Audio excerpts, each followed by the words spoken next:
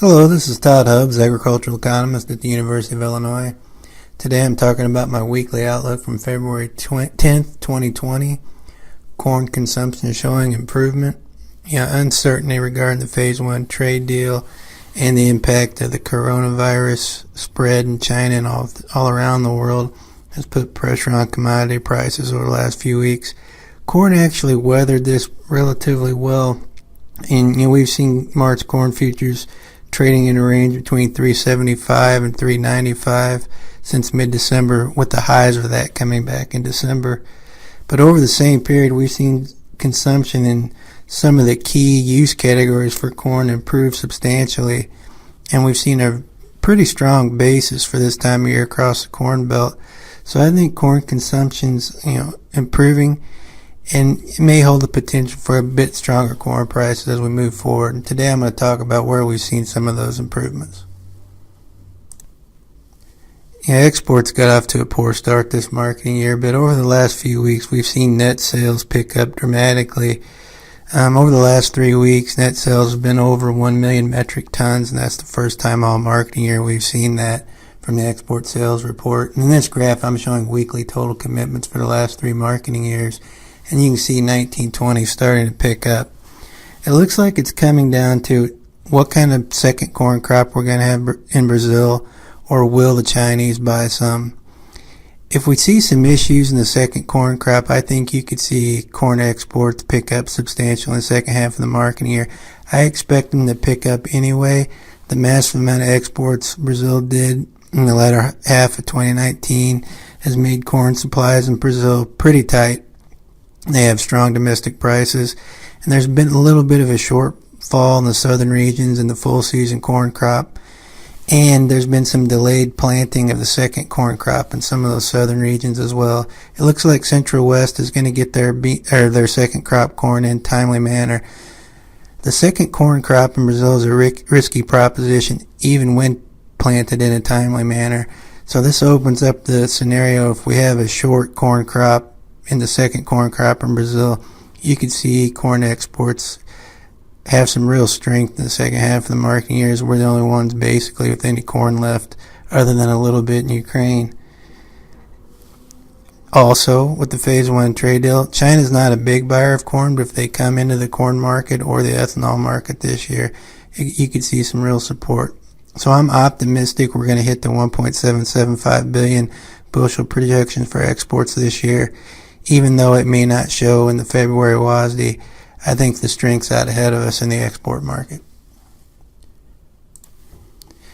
Ethanol production is another place where we've seen corn use pick up over the last month.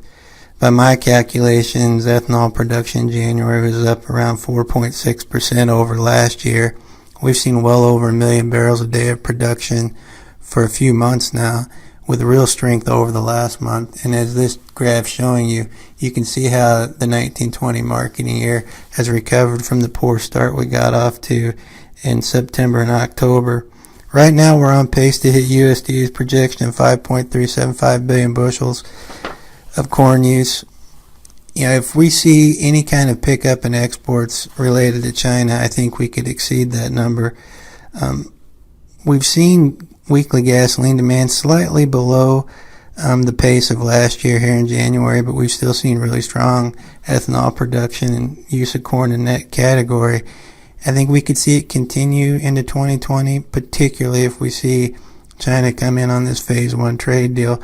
Right now we only have official data from the EIA through November, and we're down around 80 million gallons on the marketing year over the previous marketing year, mainly on lower exports to Brazil and India. But if we see exports start to pick up and China comes in, this is another place where we're starting to see some improvement in corn use. Feed and residual is another big category for corn use, and what I'm showing here is the last 3 marketing years of quarterly use. And as you can see in the first quarter, the estimate from USDA was 2.64 billion bushels of corn use. Now, that's about a 47.7% of the total marketing year use, which is well above what we've seen over the last 5 marketing years, which has normally been around 43%.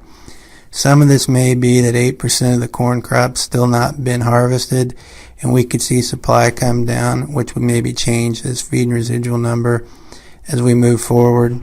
But with an expanded livestock production, you would expect more feed use. Right now, I think the USDA's 5.525 billion bushel projection's probably about right. Now, with quality issues, and there have been a lot of reports of quality issues, particularly on that late harvested crop, we may see stronger feed use. But right now, I think this is where it's at. If we see any kind of change in U.S. production, that'll be very supportive for corn prices as we move through 2020.